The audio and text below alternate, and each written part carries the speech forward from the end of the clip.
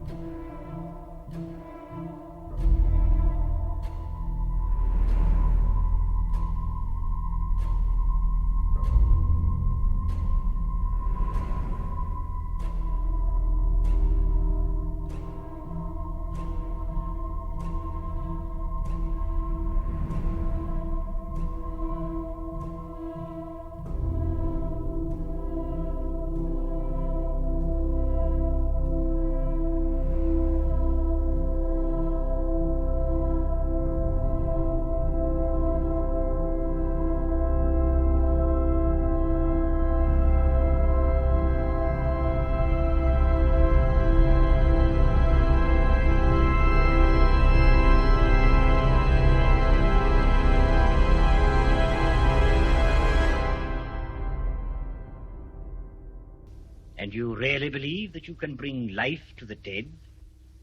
That body is not dead. It has never lived. I created it. I made it with my own hands from the bodies I took from graves, from the gallows, anywhere. Go and see for yourself.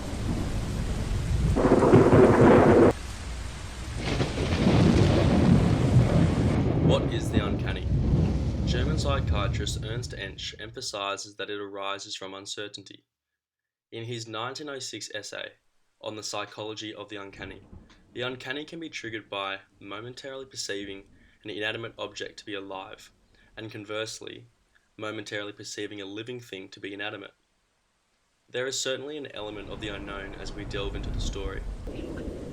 It's moving. It's alive. It's alive. It's moving. It's alive. Oh, it's alive. It's alive. It's alive. It's alive. Oh, in the name of God. Now I know what it feels like to be God. Oh. With the deafening thunder coupled with Frankenstein's repeatedly yelling, "It's alive," Weil attempts to audio-visually call audiences' attention to its existence. However, the viewer still remains in a state of the unknown, an existential uncertainty. Is that body a sentient life? In a later scene, the sounds emitted from the monster contradict this.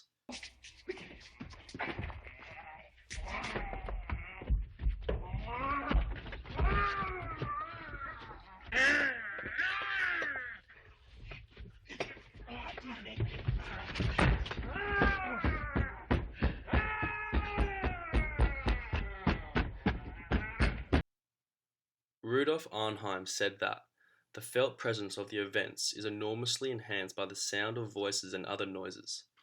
The way Weil used sounds of grunts and groans certainly enhanced this sense of the unknown through removing any human qualities like speech, and therefore creating an uncomfortable fusion between life and death. The antithesis between life and death created in these two scenes contributed to the monster's underlying existential uncertainty, thus creating the uncanny. Freud develops Ensch's theory. The uncanny is that class of terrifying which leads back to something long known to us, once very familiar. Weil utilized no sound to produce the uncanny. This supports Freud's theory that the uncanny is derived in something once familiar, that being the former silent film era. By utilizing minimal sound, audiences were transported to the familiarity of silence, yet in a time where sound cinema had taken over. Thus, the uncanny was delivered through something that is familiar, yet out.